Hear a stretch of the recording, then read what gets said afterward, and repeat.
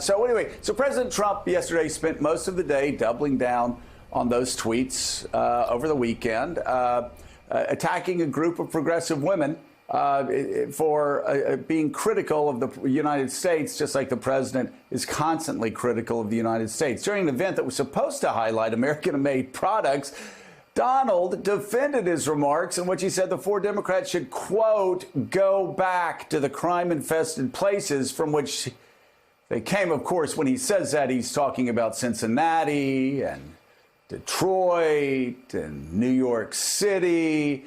Later in the day, the four congresswomen that President Trump attacked in his tirade stood side by side to denounce his comments. Here is a little bit of how the day unfolded. As far as I'm concerned, if you hate our country, if you're not happy here, you can leave. Our squad is big. Our squad includes any person committed to building a more equitable and just world. If you're complaining all the time, very simply, you can leave. You can leave right now. This is not the first, nor will it be the last time we hear disgusting, bigoted language from the president. We know this is who he is.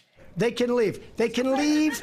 And you know what? I'm sure that there'll be many people that won't miss them. Weak minds and leaders challenge loyalty to our country in order to avoid challenging and debating the policy. In one case, you have somebody that comes from Somalia, which is a failed government, a failed state, who left Somalia, who ultimately came here, and now is a congresswoman who's never happy. He would love nothing more than to divide our country based on race, religion, gender, orientation, or immigration status. They hate our country.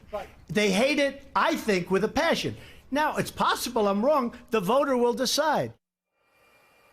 By the way, I mean, it's just pure insanity, considering, again, how negative Donald Trump has been about America, how critical he's been of American leaders his entire adult life. But Katty Kay, we're going to get to Republicans not being critical of Donald Trump in a minute and how shameful so many of them have been. But my gosh, this is sending shockwaves across the world because the world has seen America as a country that has accepted immigrants and was always called the melting pot. Even Theresa May yesterday came out and condemned rightfully Donald Trump's remarks. Yeah, not just Theresa May, but also Boris Johnson, who takes over in all likelihood as Britain's Prime Minister next week.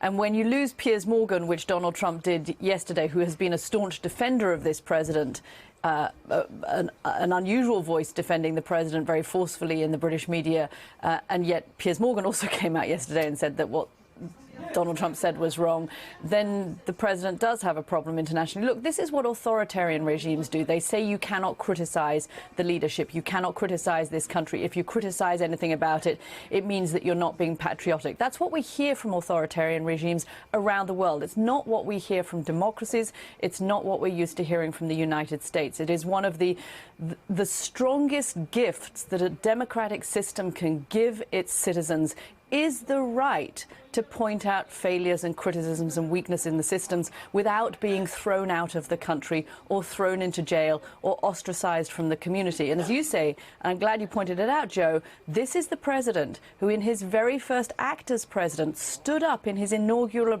address and spoke about American carnage.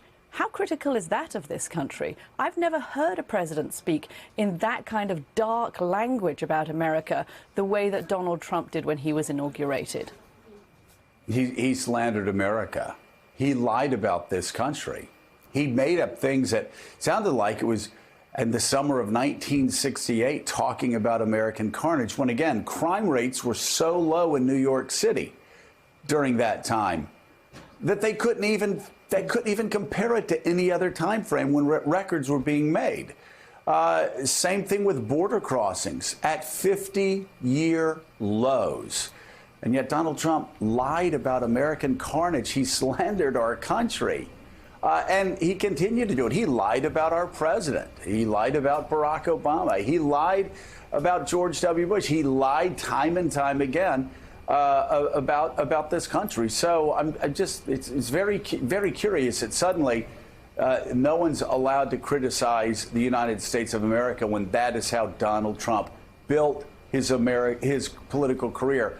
Again, talking about America being, quote, crippled. And make America great again?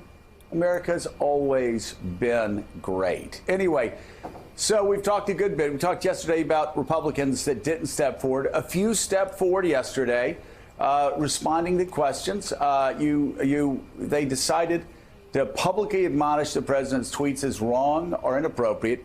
Only Tim Scott, the only black senator, called them racially offensive. And only Congressman Mike Turner and Will Hurd went so far as to use the term racist.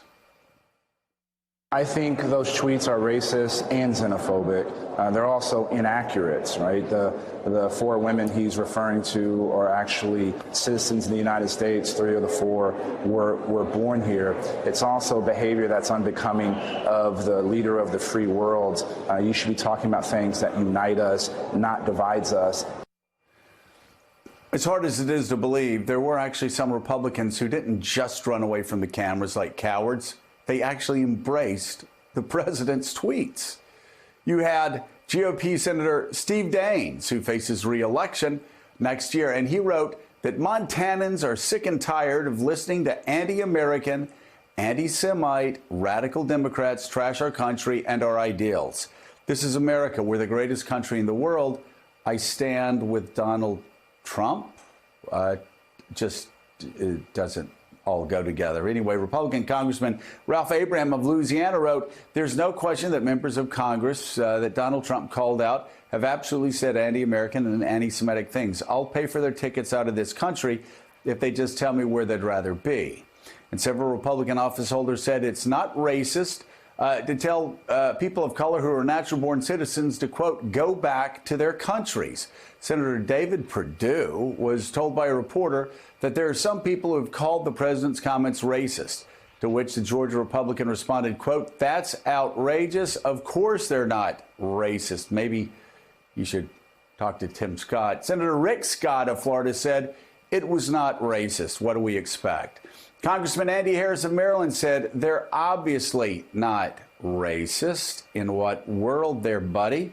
And Senator Tom Tillis of North Carolina tried to dodge the issue, saying, I literally don't go on Twitter. I wonder if he just lives under a rock and doesn't watch the news or read the news or talk to anybody else. What a coward. And I'm sure the people of North Carolina will take that into consideration when they vote next year. White House senior advisor Ivanka Trump declined a request to comment on the tweets, while other top White House officials defended those remarks. Do you find the president's tweets racist, and what do you make of white nationalists praising those tweets? Again, I think the president, I don't find them racist. The president just went on and clarified his comments. I think he speaks for himself. I don't think that the president's intent in any way is racist. But, Mark, how is it not racist to tell women of color to go back to their countries when most of them were born here anyway and they're all U.S. citizens? Kristen, he has an Asian woman of color in his cabinet. What, Gene, what? You can attack, you have one Asian American woman of, quote, color in your cabinet, so you can tell U.S. citizens to go back to their countries because they're black? It's insanity. I mean, the Republicans, how shameful. Just, again, how shameful. I never, ever imagined it would get this bad. You know, I thought it was like 1949 or 1959 all of a sudden. Look, we knew that Donald Trump was racist. I mean, that's not a headline. Donald Trump is a racist. That's not breaking news. But this isn't, you know, country club sort of not our sort of people racism. This is, you know, end of the bar at 1 a.m., go back to Africa kind of racism. You'd have 4 women of color. This is David Duke. I said it yesterday, Gene. I'll say it today. Mm-hmm. This is David Duke racism. And I know there were some Trump suck-ups yesterday that wrote things critical of me saying that. All I said was, you lift David Duke's words and Donald Trump's words, and I guarantee you can put them together, and you can find David Duke tweets or quotes that sound just like what Donald Trump's been saying the past couple of days. Absolutely. David Duke, go back to George Wallace and Lester Maddox. I mean, this is bad stuff. And this is the president of the United States who made, I think, a wrong political calculation, but made a political calculation to go flat out racist, I guess, to energize his base, his aging white base, and draw that line. He seemed to be trying to make more mischief for Democrats. He, of course, had the opposite effect, managed to bring Democrats together who had been squabbling. They're now united, and I want to see Republicans go on record as let them vote today. Let's hear from them. It's a completely disgraceful performance from an organization used to call itself the Party of Lincoln, has forfeited any right to do so in the future. This was just appalling, stunning. I guess not shocking because it's Donald Trump, but we know who we're dealing with now, and this is just flat out racism.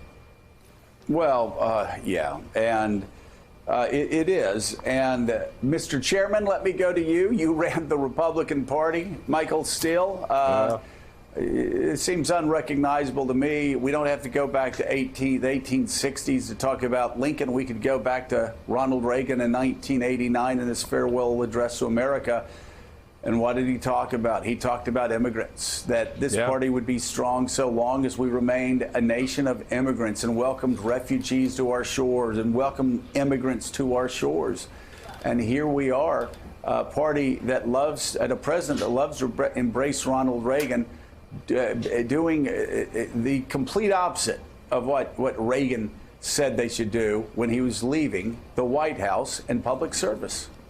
Yeah, exactly right, Joe. And even while Reagan may have started off at times on the wrong footing, for example, launching his campaign in the heart of Mississippi and calling up some of the racist past of America in that moment, the difference is he learned from that and he corrected and he recognized the greater calling of his office and the enormous importance of the United States. And I think that's what's missing here.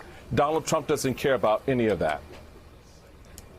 Yeah, it is shocking. Sam Stein, tell me what happens today? What happens next? Are the Democrats going to push that resolution condemning Donald Trump forward? And do you expect any Republicans, to other than maybe Will Hurd, to go along with the vote? I was literally going to say there may be one Republican. It could be Will Hurd.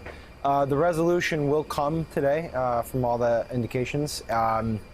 We'll see what the vote tally will be. Obviously, the context here is the comments, but also preceding resolutions condemning Representative Omar herself for her comments. So there is some context here for members voting and contrasting those votes to these ones. And then the other big thing is yesterday Representative Al Green saying that he would bring forward a motion of impeachment tied to these comments, date to be determined. And that's why I think, Gene to a certain degree is right. What Trump has done politically is he's unified Democrats in a moment of intense disunity from this past weekend. But I think that's only temporary, to be honest, because I think there are difficult questions that continue to await Democratic leadership with respect to the impeachment question that will only be resurfaced because of these, and that Nancy Pelosi will have to deal with down the road when a resolution like Representative Green's come forward. I will just say one thing, and not to go on Gene's comments again, but he mentioned that Trump had made a political calculation to do this, and I'm not totally sure that it's a political calculation. I think this is, at this point, it's fair to say objectively that this is a character element for Donald Trump. His history of saying outright racist things or acting in ways that would qualify someone as a racist fell well beyond his presidency. I mean, we're talking about someone who has not apologized yet for calling for the execution of the Central Park Five, who was sued in the 70s for discriminatory housing policies. This is someone who, during his campaign, said that a judge with Mexican roots could not be partial in a case, impartial, I should say. So there's enough evidence at this point to say maybe this isn't political or calculated, but that this is something that is deep embedded in his character, and we should be cognizant of that. I think it could be both. I think it could be deeply embedded in his character. At the same time, I do think he read Maureen Dowd's column on Sunday morning. He said, oh, wait a second. Democrats are fighting each other. Let me drive a wedge between the two sides, and I'll do it by attacking the 4 people that Nancy Pelosi's attacking. And yes, he is shrewd enough to know that if he attacks the 4 women and says the things that he says, that some people will predictably blame Nancy Pelosi for that, which, of course, as Maureen Dowd pointed out, is about the stupidest take that you could possibly have. But it has happened. John Meacham, finally, I think I want to follow up with something Gene said as well, which is I've always told people, because it's true, that politics is a game of addition and not subtraction. You want to make friends. You want to get more people voting for you, not less. Donald Trump and his approach over the past 3 years in office has made no sense to me, because he has been playing a game of subtraction. He has boiled down his support. He continues to boil down his support to the most hardcore people. And this does not seem to be the workings of a shrewd politician. It seems to be the workings of a one-trick pony who can only do one thing, and that one thing has made him the only president to never cross the 50% threshold in approval ratings. What do you think? Yeah, it's sort of, remember the last scene of Scarface? This is the Scarface strategy, right? He's up there by himself. And and I'm making light of it a little bit, but I don't mean to, because what he's doing, to go to your point, and to go to something Gene said, is what he's doing is absolutely trying to, and I use this word advisedly, he's purifying his support. And I know that's a contentious thing to say, but let's just be honest here. What else is it? He was actually quite clear and coherent yesterday. And this wasn't, to go to Senator Tillis's point, this wasn't a tweet. This was a president of the United States standing on what I think was the north lawn of the White House, going on at great length about how duly elected constitutional officers should leave. That's not a passing thing. And the one thing we know he understands is ongoing survival in terms of attention getting, which is now late in his life turned into power getting. And the one thing I would say to him, if we had any opportunity here, and what I would say to the folks, because one thing he said that was right is the voters will decide, is we don't build monuments to people who close doors. We build monuments to people who open them. And because, to go to a phrase you've used, because he's a political day trader and he's become now a racial day trader, they're not going to build monuments to him. Yeah, and they're not going to vote for him. I mean, he is not going to. He'll never get to 50%. This is a bad political move, and of course, nobody's advising him to do this. He's doing it himself. So anyway, we'll see what happens throughout the week. And when we come back, we're going to have Mika's interview with Joe Biden. She questioned the former VP about his lackluster debate performance and asked what it might mean for a potential matchup against Donald Trump. Plus, Biden weighs in on some of his Democratic opponents and details for his plan for American health care. All that and much more straight ahead. You're watching Morning Joe. We'll be right back. Thanks for checking out MSNBC on YouTube, and make sure you subscribe to stay up to date on the day's biggest stories. And you can click on any of the videos around us to watch more from Morning Joe and MSNBC. Thanks so much for watching.